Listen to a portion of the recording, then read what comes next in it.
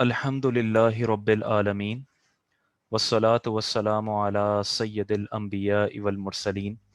اما بعد فاعوذ باللہ من الشیطان الرجیم بسم اللہ الرحمن الرحیم رب اشرح لی صدری ویسر لی امری واحلل عقدۃ من لسانی یفقہوا قولی۔ سب سے پہلے تمام تعریفیں اللہ رب العزت کے لیے اور درود و سلام آقا و مولا حضور سرور کائنات صلی اللہ علیہ وسلم کی ذات گرامی پر کہ جنہیں اللہ تعالیٰ نے تمام عالمین کے لیے رحمت بنا کر مبعوث فرمایا۔ آج انشاءاللہ سورہ بقرہ کی آیت نمبر 233 سے درس قرآن کا آغاز ہوگا، اور اس آیت کریمہ میں اللہ تعالیٰ نے رضاعت کے کچھ مسائل بیان کیے۔ رضاعت شریعت نے ایک عورت جو بچے کی حقیقی والدہ نہ ہو اور وہ بچے کو دودھ پلائے تو اسے ایک شرعی حیثیت دی ہے، اور اگر کوئی ماں غیر ماں، چاہے وہ خالہ ہو، پھوپھی ہو یا بالکل کوئی انجان عورت ہو، اگر وہ بچے کو ایک خاص مدت تک اگر اپنا دودھ پلا دے تو شریعت کہتی ہے کہ اب یہ ایک خاص رشتہ قائم ہو چکا ہے، اور اس رشتے کی بنیاد پر اب یہ عورت اس بچے کی گویا کہ والدہ ہے، اور یہ رضائی والدہ کہلاتی ہے۔ اور اسی طرح اس عورت کا جو شوہر ہے آ، وہ اس بچے کا رضائی باپ ہے۔ اسی طرح اس عورت کے جو دیگر بچے ہیں وہ اس بچے کے کہ جسے دودھ پلایا گیا ہے اس کے رضائی بھائی بہن ہیں۔ تو بالکل جو نکاح کی حرمت کے احکام حقیقی والدہ اور حقیقی بھائی بہن کے ساتھ ہوتے ہیں، بالکل اسی طرح یہ حرمت، نکاح کی حرمت ان سے متعلق بھی ہو جاتی ہے۔ یعنی جب ایک انجان، ایک غیر عورت بچے کو دودھ پلائے تب اس کی وہ ماں بن جاتی ہے، اس لیے بچہ نہ اس سے نکاح کر سکتا ہے اور نہ اس عورت کی دیگر اولاد سے نکاح کر سکتا ہے، کیونکہ وہ اس کے گویا کے بھائی بہن ہو جاتے ہیں۔ تو یہ رضاعت کے کچھ مسائل ہیں شریعت مطہرہ میں، اور اب قرآن کریم میں اسی کا ذکر ہے، آج ہم ان کے بارے میں سنیں گے۔ بسم اللہ الرحمن الرحیم، اللہ کے نام سے شروع کرتا ہوں جو نہایت رحم فرمانے والا بہت مہربان ہے۔ والوالدات یرضعن اولادہن، اور مائیں اپنے بچوں کو پورے دو حولین کاملین، اور مائیں اپنے بچوں کو پورے 2 سال دودھ پلائیں، 2 سال کی مدت۔ لمن اراد ان یتم الرضاع، یہ حکم اس کے لیے ہے جو دودھ پلانے کی مدت پوری کرنا چاہے۔ تو یہاں سے ہمیں علم ہوا کہ جو دودھ پلانے کی مدت ہے وہ 2 سال ہے، اور یہ 2 سال دودھ پلانا لازم نہیں ہے، بلکہ یہ 2 سال زیادہ سے زیادہ مدت ہے کہ جو شریعت مطہرہ نے جس چیز کی اجازت دی ہے۔ اس لیے ان مسائل کو آپ غور سے سماعت کریں کہ فقہ حنفی میں دودھ پلانے کی زیادہ سے زیادہ مدت بچے کی 2 سال کی عمر ہے۔ اگر اس کے بعد ایک دن بھی اسے دودھ پلایا جائے، اسے والد ماں دودھ پلائے، تو وہ حرام ہے۔ جہاں تک رشتہ ثابت ہونے کی بات ہے کہ ایک رشتہ ثابت ہو جائے، جیسے کوئی غیر عورت پلاتی ہے تو اس سے رضاعت کا رشتہ ثابت ہو، تو اس کی عمر 2.5 سال ہے، یعنی 2.5 سال کے اندر اندر اگر دودھ پلایا جائے گا تو وہ رضائی رشتہ قائم ہوگا۔ لیکن دودھ پلانے کا جواز 2 سال کی مدت تک ہے، اس کے بعد نہیں ہے۔ اس لیے جو لوگ یہ شکایت کرتے ہیں، اکثر خواتین اس طرح کے مسائل پوچھتی ہیں کہ بچے کی عادت نہیں ہے، بچہ دودھ نہیں چھوڑ رہا، کسی اور دودھ پر ایڈجسٹ نہیں کرتا، تو انہیں یہ کوشش کرنی چاہیے کہ وہ 2 سال سے پہلے ہی بچے کی ایسی عادت بنائیں کہ وہ دوسرے دودھ پر عادی ہو جائے، اور 2 سال سے پہلے پہلے وہ اپنے والدہ جو ہے وہ دودھ کو چھڑوا لیں۔ اسی طرح اس میں چند اور مسائل بھی ہیں، وہ یہاں قرآن کریم میں تو ذکر نہیں ہے، لیکن چونکہ فقہ حنفی میں ہے اس لیے میں ضروری سمجھتا ہوں کہ انہیں یہاں بیان کروں۔ اور خاص طور پہ جو لوگ آج کل عورتوں کے حقوق کی بات کرتے ہیں اور انہیں شاید ایسا محسوس ہوتا ہے کہ دین نے عورت کو حق نہیں دیا، تو میں جو مسئلہ آپ کے سامنے بیان کرنے والا ہوں شاید آپ کو بڑی حیرت ہو کہ بچے کی ماں پر عام صورتوں میں دودھ پلانا واجب نہیں ہے۔ یعنی اگر بچے کی والدہ اگر منع کر دے کہ میں دودھ نہیں پلاتی تو اسے شرعن مجبور نہیں کیا جائے گا، اور کچھ صورتیں بنائی ہیں فقہا نے کہ اگر وہ چاروں صورتیں پائی جائیں تو پھر ماں کو مجبور کیا جائے گا، لیکن اگر ان میں سے کوئی ایک بھی طریقہ ہو تو ماں کو مجبور نہیں کیا جائے گا۔ اور باپ کو اختیار ہے کہ وہ چاہے تو حقیقی والدہ سے کہے کہ دودھ وہ پلائے اگر وہ رضامند ہو، چاہے تو کسی اور سے پلائے کہ جسے ہم دائی کہتے ہیں، کہ وہ بچے کو دودھ پلائے۔ تو یہ اس میں فقہا نے لکھا کہ کوئی اور عورت موجود نہ ہو ایسی جو دودھ پلا سکے۔ اسی طرح دوسرا مسئلہ لکھا کہ بچہ کسی اور کا دودھ نہ پیتا ہو، کمزور ہو رہا ہو لیکن کسی اور کا دودھ پینے کو تیار نہ ہو۔ اسی طرح تیسرا لکھا کہ باپ اتنا تنگ دست ہو کہ وہ کسی اور عورت کو اجرت دے کر دودھ نہ پلوا سکتا ہو۔ اور پھر چوتھی بات لکھی کہ بچے کی اپنی ملکیت میں بھی کو اتنا مال نہ ہو کہ اس مال کو استعمال کروا کے کسی اور عورت کو اجرت دے کر اسے دودھ پلوایا جائے۔ جب یہ چاروں صورتیں ہوں گی تو پھر ماں کو مجبور کیا جائے گا کہ اب تم اپنے بچے کو دودھ پلاؤ، لیکن اس کے اگر ان میں سے کوئی بھی ایک صورت پائی جاتی ہے تو ماں کو مجبور نہیں کیا جا سکتا۔ یہ بہتر ہے کہ ماں خود اپنے بچے کو دودھ پلائے، لیکن اسے قضاءً مجبور نہیں کیا جائے گا۔ اور اس کے علاوہ ایک اور اس میں مسئلہ یہ بھی ہے کہ اگر ان کیس طلاق ہو جائے، طلاق رجعی نہیں، طلاق بائن، کہ جس میں نکاح کلیتاً ختم ہو جاتا ہے اور بغیر نکاح کے شوہر واپس رجوع نہیں کر سکتا، تو چاہے وہ عدت طلاق ہو یا عدت طلاق ہو یا پھر عدت ختم ہو چکی ہو، یعنی اب نکاح ختم ہو چکا ہے، ان عدت طلاق بائن یا نکاح ختم ہو چکا ہے، تو اس میں ماں اپنے ہی بچے کو دودھ پلانے کی اجرت کا مطالبہ بھی کر سکتی ہے، یعنی اپنے شوہر سے پیسے کا مطالبہ بھی کر سکتی ہے کہ میں بچے کو دودھ پلاؤں۔ تو یہ چند مسائل تھے جو میں نے ضروری سمجھا فقہ حنفی کی روشنی میں۔ یہاں پر اس آیت کریمہ میں صرف اتنا مسئلہ بیان ہوا ہے کہ بچے کو دودھ پلانے کی زیادہ سے زیادہ مدت 2 سال ہے، اور یہ حکم اس کے لیے ہے جو اس مدت کو پورا کرنا چاہے۔ اس لیے اگر کوئی اس سے پہلے بھی دودھ چھڑوانا چاہے تو بالکل جائز ہے۔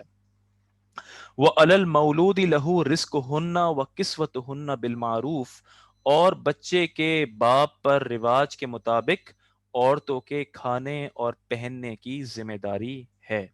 لا تکلف نفس الا وسعها، کسی جان پر اتنا ہی بوجھ رکھا جائے گا جتنا اس کی طاقت ہو۔ لا تضار والدۃ بولدها ولا مولود له بولده،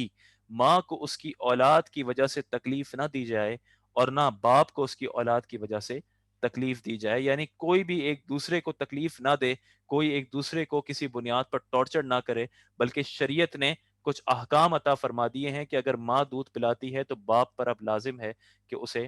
کپڑا دے، اسے کھانے پینے کی اشیاء دے، وہ اس کی ذمہ داری ہے۔ بچے کی کفالت بھی اور ماں کی کفالت بھی کوئی کسی کو مجبور نہیں کر سکتا، شریعت نے ہر ایک کے لیے آسانی رکھی ہے۔ وَعَلَى الْوَارِثِ مِثْلُ ذَلِكَ، اور جو باپ کا قائم مقام ہے اس پر بھی ایسا ہی ہے، یعنی جو باپ کا وارث ہے، جو دیگر افراد ہیں، اگر باپ موجود نہ ہو تو بچے کی ذمہ داری ان لوگوں پر ہے، نہ کہ ماں پر۔ تو اس لیے اگر ایک کسی شخص کا باپ فوت ہو جائے تو پھر اس کی کفالت جو ہے وہ اس کے دادا کی ذمہ داری ہے، دادا نہ ہو تو چچا کی ذمہ داری ہے، بھائی کی ذمہ داری ہے، دیگر رشتہ داروں کی ذمہ داری ہے، لیکن ایسا نہیں ہے کہ وہ کلیتاً ماں کی ذمہ داری بن جائے۔ یہ وہ احکام ہیں شریعت کے کہ اگر انہیں سیکھا جائے، لوگوں کو بتایا جائے، تو پھر عورتوں کو وہ حقوق ملیں گے کہ جس کے وہ طلبگار ہیں، کہ جو شریعت کی نگاہ میں ہیں۔ آج اگر طلاق ہو جائے یا کسی کا باپ فوت ہو جائے تو اب جو ماں ہے، جو اکثر اوقات پاکستان کے تناظر میں کم پڑھی لکھی ہوتی ہے، وہ جا کے نوکری کرتی ہے، وہ پریشان ہوتی ہے، وہ اپنے بھائی بہنوں سے سوال کرتی ہے کہ میرے بچے پل جائیں، اور بڑی ایک عجیب و غریب حالات میں یہ وقت گزرتا ہے، لیکن اس بچے کے جو اصل رشتہ دار ہیں یا اس بچے کے یا طلاق کی صورت میں بچے کا جو باپ ہے، اس پر لازم ہے کہ وہ بچوں کی کفالت کرے، ان کے لیے نان نفقہ عطا کرے۔ یہ وہ تمام مسائل ہیں جو سیکھنے کی بھی ضرورت ہے اور ان پر عمل کرنے کی بھی ضرورت ہے، اس سے زندگیاں آسان ہوتی ہیں۔ وَإِنْ أَرَدْتُمْ فَإِنْ أَرَادَ فِصَالًا عَنْ تَرَادٍ مِّنْهُمَا وَتَشَاوُرٍ فَلَا جُنَاحَ عَلَيْهِمَا، پھر اگر ماں باپ دونوں آپس کی رضامندی اور مشورے سے دودھ چھڑانا چاہیں تو ان پر کوئی گناہ نہیں ہے، یعنی آپس میں رضامندی اور مشورے سے اگر دودھ چھڑا لیا تو کوئی گناہ نہیں ہے۔ وَإِنْ أَرَدْتُمْ أَن تَسْتَرْضِعُوا أَوْلَادَكُمْ فَلَا جُنَاحَ عَلَيْكُمْ، اور اگر تم چاہو کہ اپنے بچوں کو دودھ پلواؤ تو بھی تم پر کوئی مذائقہ نہیں، یہاں یعنی مطلب دوسری عورتوں سے، اگر والد چاہے کہ وہ کسی اور عورت سے اپنے بچے کو دودھ پلوائے، جیسا کہ عرب میں پہلے کے دور میں رواج تھا کہ دائیاں آتی تھیں بچوں کو ایک چند سالوں کے لیے لے جاتی تھیں، دودھ پلاتی تھیں، ان کی دیکھ بھال کرتی تھیں اور پھر واپس لوٹاتی تھیں. تو اس لیے اگر کسی مقام پر ایسا ہو کہ شوہر چاہے کہ دودھ کسی اور سے پلوایا جائے تو وہ بھی بالکل جائز ہے. اذا سلمتم ما آتیتم بالمعروف، جبکہ جو معاوضہ دینا تم نے مقرر کیا ہو وہ بھلائی کے ساتھ ادا کر دو. تو اس آیت کو دوبارہ دیکھتے ہیں. وَإِنْ أَرَدْتُمْ أَن تَسْتَرْضِعُوا أَوْلَادَكُمْ فَلَا جُنَاحَ عَلَيْكُمْ إِذَا سَلَّمْتُمْ مَا آتَيْتُمْ بِالْمَعْرُوفِ، کہ اور اگر تم چاہو کہ اپنے بچوں کو دودھ پلواؤ یعنی دوسری عورتوں سے، تو تم پر بھی کوئی مضائقہ نہیں، جبکہ جو معاوضہ تم نے مقرر کیا ہو وہ بھلائی کے ساتھ ادا کرو. واتقوا اللہ، اور اللہ سے ڈرتے رہو. وَاعْلَمُوا، اور جان رکھو. ان اللہ بما تعملون بصیر، جان رکھو کہ اللہ تمہارے کام دیکھ رہا ہے. والذین یتوفون منکم ویذرون ازواجا یتربصن بانفسہن اربعۃ اشہر واشرا. اب یہاں پر اللہ تبارک و تعالی نے عدت وفات بیان کی ہے غیر حاملہ خواتین کے لیے. ہم نے پہلے بھی عدت کی بات کی تھی چند آیات پہلے. یہاں پر عدت وفات بیان ہو رہی ہے غیر حاملہ خاتون کے لیے. والذین یتوفون منکم، اور تم میں سے جو مر جائیں، وَيَذَرُونَ أَزْوَاجًا يَتَرَبَّصْنَ بِأَنفُسِهِنَّ أَرْبَعَةَ أَشْهُرٍ وَأَشْرًا، اور بیویاں چھوڑیں تو وہ بیویاں 4 مہینے اور 10 دن اپنے آپ کو روکے رہیں. فَإِذَا بَلَغْنَا أَجَلَهُنَّ، اور جب وہ اپنی مدت کو پہنچ جائیں یعنی اختتامی مدت کو پہنچ جائیں، فَلَا جُنَاحَ عَلَيْكُمْ فِي مَا فَعَلْنَ فِي أَنفُسِهِنَّ بِالْمَعْرُوفِ، تو جو عورتیں اپنے معاملے میں شریعت کے مطابق کر لیں تو اس کام میں کوئی حرج نہیں جو عورتیں اپنے معاملے میں شریعت کے مطابق کر لیں. واللہ بما تعملون خبیر، اور اللہ تمہارے کاموں سے خبردار ہے. تو عدت کی ہم نے بات کی تھی، عدت کی پھر بات کرتے ہیں. دیکھیں عدت جو ہے ایک عدت وفات ہے اور ایک عدت طلاق ہے. عدت وفات دونوں خواتین پر ہیں کہ جس کی رخصتی ہو چکی ہو، جس کی رخصتی نہ ہوئی ہو، کیونکہ عدت وفات اگر شوہر فوت ہو جائے تو یہ ایک سوگ کا وقت ہے، ایک غم کا اظہار ہے، اور اس میں یہ دونوں خواتین برابر ہیں. رخصتی سے مراد شریعت کی نظر میں خلوت صحیحہ ہوتی ہے کہ ایسی کہ اگر جب رخصتی کے بعد میاں اور بیوی کو ایسی تنہائی مل چکی ہو کہ جس میں ان کے قریب آنے سے کوئی چیز رکاوٹ نہ ہو، اسے کہتے ہیں خلوت صحیحہ. تو عدت وفات یعنی جب شوہر فوت ہو جائے تو چاہے خلوت صحیحہ ہوئی ہو یا نہ ہوئی ہو، عدت جو ہے وہ عورت پر عدت لازم ہوگی. اور عدت کا معنی یہ ہے کہ ایک مخصوص وقت تک نکاح کرنے سے رکنا، یعنی وہ عدت کے احکام تو الگ ہیں لیکن اس کی تعریف یہ ہے کہ ایک مخصوص وقت تک عورت اپنے آپ کو روکے رکھے کہ وہ کوئی اور نکاح نہ کرے. عدت طلاق میں جو ایسی خاتون ہے کہ جسے خلوت صحیحہ نہیں ہوئی تو اس کے لیے کوئی عدت نہیں ہے، لیکن جس کی خلوت صحیحہ ہو چکی ہے اس کی عدت ہے. اب سب سے پہلے عدت طلاق میں آ جائیں تو یہ دیکھا جائے گا کہ حاملہ ہے یا غیر حاملہ ہے. اگر حاملہ خاتون ہے تو اس کی عدت وضع حمل ہے. اب چاہے وہ 1 گھنٹے بعد ہو جائے یا وہ 9 ماہ بعد ہو، وضع حمل ہوگا، عدت مکمل ہو جائے گی. اگر غیر حاملہ ہے تو پھر اس میں دیکھا جائے گا کہ اسے حیض آتے ہیں، یعنی وہ حیض والی ہے یا وہ سن ایاس کو پہنچ چکی ہے یا بہت ہی چھوٹی ہے کہ حیض نہیں آتے. تو اگر حیض والی ہے تو 3 حیض اس کی عدت ہے، اور اگر اتنی عمر کو پہنچ چکی ہے کہ اب حیض نہیں آتے تو 3 ماہ جو ہے وہ اس کی عدت ہے. اب آ جاتے ہیں عدت وفات پر. عدت وفات میں بھی یہی دیکھا جائے گا کہ حاملہ ہے یا غیر حاملہ. اگر حاملہ خاتون ہے تو عدت وضع حمل ہے، چاہے 1 گھنٹے بعد ہو یا 9 مہینے بعد ہو. اگر غیر حاملہ ہے تو اس میں اب عدت جو ہے وہ 4 ماہ 10 دن ہے. اور قرآن کریم میں دوسرے مقام پر پہلے 1 سال ہوا کرتی تھی لیکن بعد میں وہ حکم منسوخ ہوا اور اب یہ اس کا حکم 4 ماہ 10 دن کا ہے. تو عدت ایک ایسا ہمارے معاشرے میں مسئلہ ہے کہ جس کے متعلق بڑے اکثر شکوک و شبہات پائے جاتے ہیں. بعض لوگ عدت کرتے ہیں، بعض لوگ نہیں کرتے. 2-3 ایکسٹریمز پائے جاتے ہیں. پہلے تو ایسا ہوتا تھا کہ لوگ بڑا جبر کر لیا کرتے تھے عدت پہ اور بڑے سخت احکام بیان کرتے تھے، اور اب آج کل جو ہے وہ اتنا کیجول ایٹیٹیوڈ ہے کہ ایک دوسرے سے پوچھا جاتا ہے کہ تم کیا عدت کر رہی ہو، کیونکہ فلاں تو عدت نہیں کر رہی. تو گویا کہ ایسا ظاہر کیا جاتا ہے کہ عدت کوئی نفلی چیز ہے، عدت کوئی آپشنل ہے، کہ آپ کی چوائس ہے کہ آپ چاہیں تو عدت کریں چاہیں تو نہ کریں. حالانکہ حکم شرع یہ ہے کہ اگر طلاق دیتے ہوئے شوہر یہ کہہ دے کہ میری طرف سے اجازت ہے تم عدت نہ کرنا، یا مرتے ہوئے شوہر وصیت لکھ دے کہ تمہیں عدت کرنے کی ضرورت نہیں، مجھے تم سے بڑی محبت ہے، بس تم فوراً نکاح کر لینا، یا نکاح نہیں کرنا تو عدت بس نہ کرنا، تم اپنی عام زندگی گزارنا، چاہے شوہر یہ کہہ بھی دے تب بھی عدت کا حکم ختم نہیں ہوگا، کیونکہ عدت کرنا شوہر کا حق نہیں ہے بلکہ یہ اللہ کا حق ہے، یہ اللہ کا حکم ہے، اس لیے شوہر چاہے اجازت دے دے تب بھی عدت جو ہے وہ اپنی جگہ رہے گی۔ دیکھیں عدت میں کبھی تو سوگ کرنا ہے، کبھی نہیں کرنا ہے۔ سوگ کا مطلب ہوتا ہے غم کا اظہار کرنا۔ غم کا اظہار کیسے ہوتا ہے؟ ایک تو یہ کہ آپ کے دل میں غم ہے، وہ تو بہت سی امور میں ہو سکتا ہے، لیکن بعض اوقات شریعت حکم دیتی ہے کہ غم کا اظہار کرو، یہ کہلاتا ہے سوگ۔ غم کا اظہار کیسے ہوگا؟ غم کا اظہار ایسے ہوگا کہ آپ اپنی زینت کو ترک کر دیں۔ آپ اپنی زینت کو جب ترک کریں گے تو لوگ کہیں گے کہ دیکھو یہ ایک اپنے عام حلیے پر، ایک عام کپڑوں میں نہیں ہے بلکہ کچھ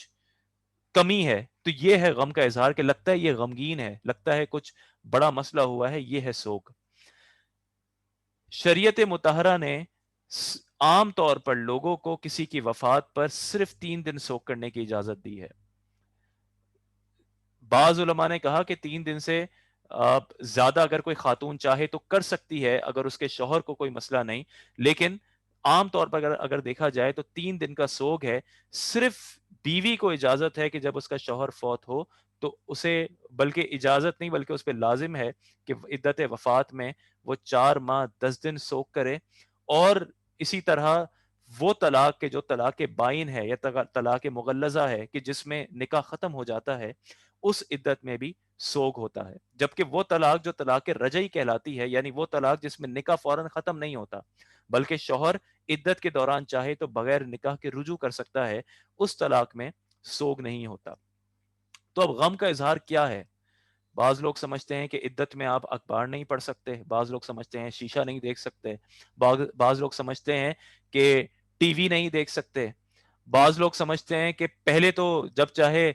آ، کسی کو بھی دروازہ کھول دو، لیکن عدت میں دروازے کے قریب بھی نہیں گزر سکتے۔ تو یہ ایک اپنے خیالات ہیں۔ عدت کا حکم یہ ہے کہ آپ کو زینت ترک کرنی ہے، اس لیے جو خاتون اگر زیورات پہنے ہیں تو زیورات اتار دے گی، نہیں پہنے گی۔ اگر ریشمی کپڑے پہنتی تھی تو ریشمی کپڑے نہیں پہنے گی۔ اسی طرح خوشبو لگانا منع ہے، تیل لگانا منع ہے، سرما مہندی یہ لگانا منع ہے، سرخ اور زرد رنگ کے کپڑے پہننا منع ہے۔ یہ وہ امور ہیں کہ جو شریعت نے کہا کہ اگر آپ ان کو ترک کریں گے تو بس یہ سوگ ہے، غم کا اظہار ہے۔ لیکن اگر اس میں بھی کسی وجہ سے ضرورت پڑ جائے، کسی وجہ سے بالوں میں کوئی ایسا مسئلہ ہو کہ تیل لگانا ضروری ہو جائے، آنکھوں کا کوئی مسئلہ ہو، سرما لگانا ضروری ہو جائے، کوئی بھی ایسا شرعی عذر ہو، تو تب بھی جو ہے اس کی اجازت مل جاتی ہے۔ اس کے علاوہ عدت میں بغیر ضرورت گھر سے باہر نکلنا منع ہے۔ جو طلاق یافتہ کی عدت ہے اس میں تو شوہر کی وہ کفالت میں ہوتی ہے، شوہر پہ لازم ہے کہ وہ عدت کے دوران نان نفقہ عطا کرے، تو اس عورت کے لیے تو نکلنے کا جواز ہی نہیں بنتا۔ جو متل جو آ، جو عدت وفات میں ہے اس میں علماء نے اجازت دی کہ یہ وہ عورت ہے کہ جو اب شوہر کے مال سے نہیں کھا پی رہی بلکہ اسے ایک ضرورت ہے اپنی ضروریات پوری کرنے کی، تو اگر اس کا کوئی اور کفیل نہ ہو تو پھر وہ ضرورتاً دن کے وقت کچھ کام کرنے کے لیے نکل سکتی ہے، لیکن رات میں تب بھی وہ گھر پہ ہی گزارے۔ اس کے علاوہ شوہر کے گھر میں عدت کرنا یہ لازم ہے جب تک کوئی بڑا عذر نہ ہو، اس گھر سے منتقل ہو کر کسی اور گھر میں عدت نہیں کی جائے گی۔ اس میں علماء نے بیان کیا کہ اگر طلاق بائن ہو چکی ہے اور تو تو عورت اور شوہر کے درمیان پردہ لازم ہے، اگر شوہر جو ہے وہ غلط قسم کا ہے، فاسق ہے، تو پھر کسی ایسی نیک خاتون کو اس گھر میں رکوایا جائے اتنے دن کہ جو کسی فتنے کو روکنے پر قادر ہو، اور اگر اس کے علاوہ کوئی مسئلہ ہے تو پھر وہ عورت کہیں اور عدت کر سکتی ہے، لیکن اصل حکم یہی ہے کہ وہ اپنے شوہر کے گھر میں عدت کرے۔ تو باقی اس کے علاوہ اخبار پڑھنا منع ہے۔ اخبار کا جو حکم ایک عام عورت کے لیے ہے وہ عدت میں خاتون کے لیے ہے۔ ٹی وی دیکھنا جو ایک عام عورت کے لیے منع ہے وہی عدت میں جو خاتون ہے اس کے لیے منع ہوگا۔ ان احکام کی کوئی اصل نہیں ہے، اصل ہے زینت کو ترک کرنا۔ تو اس میں اللہ تعالیٰ نے آگے فرمایا فَإِذَا بَلَغْنَا أَجَلَهُنَّ فَلَا جُنَاحَ عَلَيْكُمْ فِي مَا فَعَلْنَ فِي أَنفُسِهِنَّ بِالْمَعْرُوفِ، کہ جب وہ اپنی اختتامی مدت کو پہنچ جائیں تو اے والیوں تم پر اس کام میں کوئی حرج نہیں جو عورتیں اپنے معاملے میں شریعت کے مطابق کر لیں۔ یہاں سے بعض علماء نے کہا کہ دیکھو قرآن کریم یہ کہتا ہے کہ جب عدت مکمل ہو جائے تو اب کوئی حرج نہیں تم پر کہ وہ شریعت کے مطابق جو چاہے کریں، یعنی اب وہ زینت بھی اختیار کر سکتی ہیں، اب وہ جا کر اب کسی اور سے نکاح بھی کر سکتی ہیں۔ تو اس سے یہ پتا چلا کہ جب وہ عدت کے دوران اگر کوئی ایسا کام کرنا چاہیں تو اب جو عورت کے اولیاء ہیں یا جو ایک عام لوگ ہیں ان پہ لازم ہے کہ وہ عورت کو اس بات سے روکیں۔ اس لیے اگر کوئی لڑکی آج عدت میں ہے، اگر کوئی خاتون آج عدت میں ہے اور وہ زیورات پہننا نہیں چھوڑتی، وہ زیب و زینت اختیار کرنا نہیں چھوڑتی، تو ماں باپ کے لیے جائز نہیں ہوگا کہ وہ کہیں کہ کوئی بات نہیں، بیچاری غمگین ہے، کرنے دو، کون روکے، بلکہ باپ پہ لازم ہے کہ وہ منع کرے کہ عدت کے احکام یہ ہیں کہ اس میں آپ نے زینت نہیں کرنی، ورنہ باپ گناہگار ہوگا۔ یہ بعض علماء نے لکھا ہے کہ اس میں جو قریبی لوگ ہیں ان پہ لازم ہے کہ وہ ضرور یہ نصیحت کریں کہ عدت کے احکام کی پابندی کی جائے اور زینت کو ترک کیا جائے۔ واللہ بما تعملون خبیر، اور اللہ تمہارے کاموں سے خبردار ہے۔ ولا جناح علیکم فیما اردتم به من خطبۃ النساء، اور تم پر اس بات میں کوئی گناہ نہیں جو اشارے کنائے سے تم عورتوں کو نکاح کا پیغام دو۔ دوران عدت کسی عورت کو واضح طور پر نکاح کا پیغام دینا یعنی پروپوز کرنا یہ منع ہوتا ہے، یہ ناجائز ہے، لیکن اشارتاً کنایتاً جائز ہے۔ لیکن اس میں بھی یہ عدت طلاق رجعی کی نہ ہو، کیونکہ اس میں تو بڑے مسائل پیدا ہوں گے، بلکہ عدت وفات یا طلاق بائن کی عدت ہو تو اس میں علماء نے لکھا ہے کہ اس میں اشارتاً کنایتاً تو نکاح کا پیغام دیا جا سکتا ہے۔ مثلا کوئی شخص کسی کے ذریعے پیغام پہنچائے یا یہ کہے کہ آپ بڑی نیک خاتون ہیں، میری بڑی خواہش ہے کہ میری کسی نیک خاتون سے نکاح ہو، اس انداز سے کوئی کنایتاً پیغام ہو کہ جس سے سامنے والا سمجھ جائے کہ یہ مرد جو ہے مجھ سے نکاح کا خواہش مند ہے، اس کی تو اجازت ہے۔ لیکن صراحتاً نکاح کے پیغام کی اجازت نہیں کہ کوئی کسی سے کہے کہ میں آپ سے نکاح کرنا چاہتا ہوں، یا اس انداز سے کوئی اور پیغام دے۔ اسی حکم کو اللہ تعالیٰ نے یہاں پر بیان کیا، وَلَا جُنَاحَ عَلَيْكُمْ فِي مَا أَرَدْتُمْ بِهِ مِنْ خِطْبَةِ النِّسَاءِ أَوْ أَكْنَنْتُمْ فِي أَنفُسِكُمْ، اور تم پر اس بات میں کوئی گناہ نہیں جو اشارے کنائے سے تم عورتوں کو نکاح کا پیغام دو یا اپنے دل میں چھپا رکھو۔ علم اللہ انکم ستذکرونہن ولکن لا تواعدوہن سرا الا ان تقولوا قولا معروفا، اللہ کو معلوم ہے کہ اب تم ان کا تذکرہ کرو گے لیکن ان سے خفیہ وعدہ نہ کر رکھو مگر یہ کہ شریعت کے مطابق کوئی بات کہہ لو۔ یعنی اللہ کو اس بات کا علم ہے کہ تم ان سے تذکرہ کرو گے لیکن کوئی خفیہ وعدہ نہ رکھو، بالکل ایک پختہ عزم نہ رکھو، بلکہ شریعت کے مطابق ہی بات کہو۔ وَلَا تَعْزِمُوا عُقْدَةِ النِّكَاحِ حَتَّى يَبْلُغَ الْكِتَابُ أَجَلَهُ، اور عقد نکاح کو پختہ نہ کرنا جب تک عدت کا لکھا ہوا حکم اپنی اختتامی مدت کو نہ پہنچ جائے۔ جب تک لکھا ہوا اپنی اختتامی مدت کو نہ پہنچ جائے، یعنی عدت جو ہے مکمل نہ ہو جائے، تب تک عقد نکاح کو پختہ نہ کر لینا، عزم نہ کر لینا۔ وَاعْلَمُوا أَنَّ اللَّهَ يَعْلَمُ مَا فِي أَنفُسِكُمْ فَاحْذَرُوهُ، اور جان لو کہ اللہ تمہارے دل کی جانتا ہے تو اس سے ڈرو۔ وَاعْلَمُوا أَنَّ اللَّهَ غَفُورٌ رَحِيمٌ، اور جان لو کہ اللہ بہت بخشنے والا، حلم والا ہے۔ تو اللہ تعالیٰ خوب جانتا ہے کہ کس شخص کے دل میں کیا بات موجود ہے، کون کس سے نکاح کی خواہش رکھتا ہے، لیکن شریعت کے کچھ احکام ہے، اور وہ حکم یہ ہے کہ جب کوئی خاتون عدت میں ہو تو اسے صراحتاً نکاح کا پیغام نہیں دیا جا سکتا۔ لیکن یہاں پر یہ بات غور طلب ہے کہ ہمارا معاشرہ تو یہ سمجھتا ہے کہ طلاق کے بعد یا وفات کے بعد نکاح کرنا بہت بڑا جرم ہے، نکاح ایک بڑی عیبدار چیز ہے، نکاح کو پسند نہیں کیا جاتا، جبکہ شریعت مطہرہ میں، قرآن کریم میں اللہ تعالیٰ، ایسا نہیں ہے کہ اللہ تعالیٰ نے یہ حکم بیان کر دیا ہو کہ بس جب تک عورت عدت میں ہے تب تک تم سوچو بھی نہ،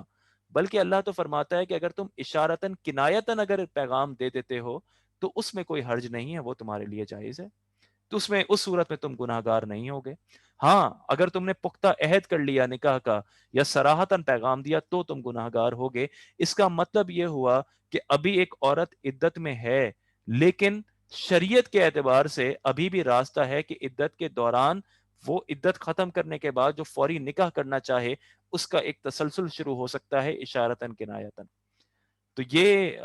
एक समझने वाली बात है हमारे मुआशरे में कि शरीयत ने निकाह को कितना पसंद किया है कि हर शख्स जो है वो निकाह में हो, चाहे तलाक के बाद चाहे वफात के बाद निकाह को कायम किया जाए, निकाह को आसान किया जाए, क्योंकि उससे जो है वो मुआशरे में गुनाह कम होते हैं। लेकिन हमारा मुआशरा जो है वो अब तक अपनी असल से नहीं हट सका और इसी बिना पर कुरान की इन हिकमतों को, कुरान के इन उसूलों को समझने से कासिर है। तो आज हम अपने दर्स का यहीं पर इख्तिताम करते हैं। इंशाअल्लाह कल हम यहाँ से आगे बढ़ेंगे। अल्लाह ताला से दुआ है कि कि हमने जो पढ़ा, अल्लाह ताला उस हम हमें अगर कोई बात गलत हो गई हो तो अल्लाह ताला मुआफ़ फरमा दे, और जो हमने यहाँ पर अपना वक्त गुजारा अल्लाह ताला उसे अपनी बारगाह में कबूल व मंजूर फरमाए और इसका सवाब हमारे मरहूमीन को अता फरमाए। अस्सलामु अलैकुम व रहमतुल्लाहि व बरकातहू।